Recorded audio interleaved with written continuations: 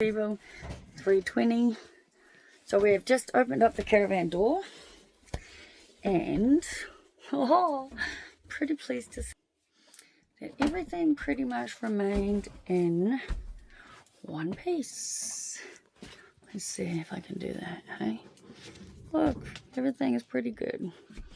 Pretty good indeed. Hey, look, we got like 8 of these drawers from Kmart, right? That's obviously backwards, but and all these things up here. So I'm very happy. Very happy. We left the caravan park half an hour late. I'm bummed to say that after 2 full days of going with the flow and knowing everything was okay and there was nothing to be anxious about, so were like 2 amazingly wonderful days.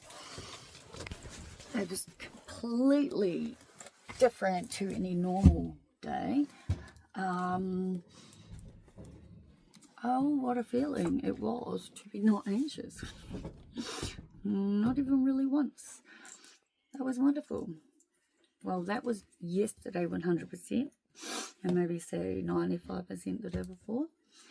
Today, I don't reckon I was anxious as much as I was pissed off. What should I say? The lovely man who fixed my car, thank God it is fixed, right? And technically, well, it cost us all up 170 in the sense of it would have cost hundreds and hundreds of dollars the amount of hours and time it took to pull apart the whole dashboard to get to the cable where the gas selector was. Now, Merv wasn't entirely sure what he was going to do. We figured we'd have to pay for the mechanic, yeah, but it was getting the piece that was the problem. And we had worked out that the bush and the engine, I think I made a video,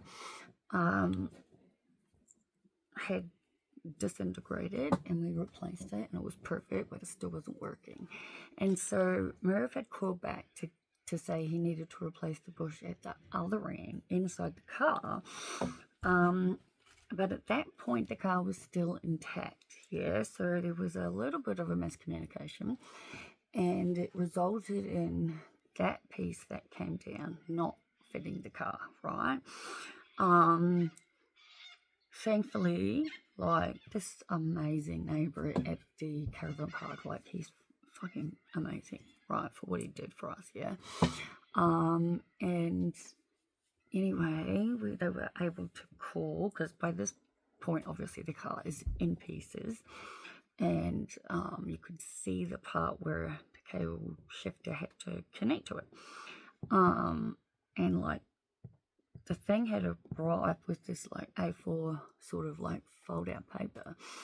And there was, like, multiple different shifter diagrams and a whole bunch of stuff, right? And Merv called the place back, and then the other guy spoke to them too. And through both the conversations and photos being taken and sent and whatnot, they determined that they had the right one. And then it was thankfully express posted down. So this is Wednesday, it's being express posted down, right? We'd made the cut off, so each time it had arrived at the caravan park within, like, no later than 10:30 in the morning, right? And yesterday it was strange, guys. Like, fuck, man, what I would give. Like, yesterday showed me what it is I'm working so hard for, right? Because yesterday was a day where I honestly just don't know if I ever recall feeling the way I felt yesterday. We're not talking like high and manic and all that crap. It was just calm, right? This all-knowing feeling it was going to work out, right? And the mail, like, it just didn't arrive. And the neighbour was going to, like, a evening thing, yeah? And the email finally came in, and it was late afternoon by this point. And the neighbour popped his head into the van. He's like, any idea with the piece? You know, he goes, I have 50 minutes until I have to leave, right? And keeping in mind, this is yesterday, yeah? And the car's in pieces, right? And I was like, literally moved, just walked up to get it. And then I looked out the window and I was like, I can see his feet sticking out from under the car door. And he goes, oh, I walked the other side around. And he goes, I'll be out there. And literally like that, guys. The only thing is he came back in and he goes, look, I'm real sorry. I'm bummed at myself that this has happened. He goes, but I was being quick because, like I said, time crunch, yeah.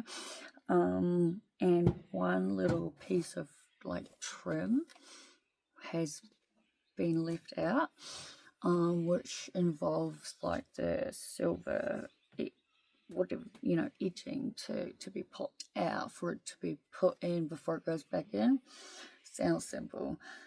I said to Merv, I said, I watched what you guys have to do. And he's like, yeah, no. I was like, it's all good. The car is 100% drivable.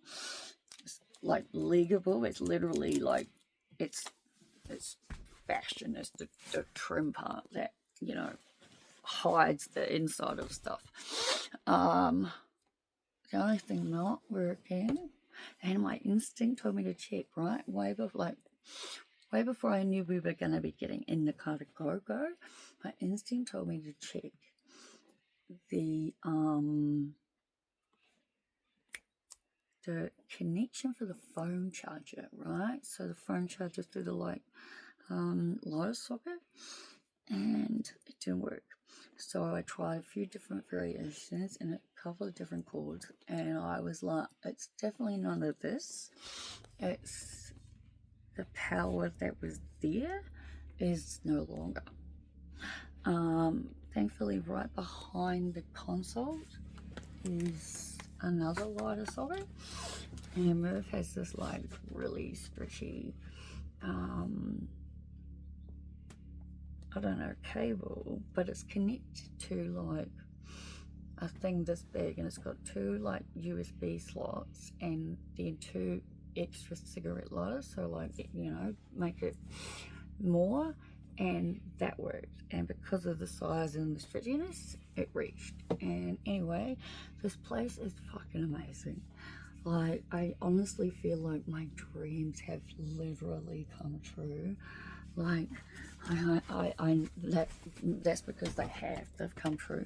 It's beautiful, and I would love to just have a proper sit down and a drink.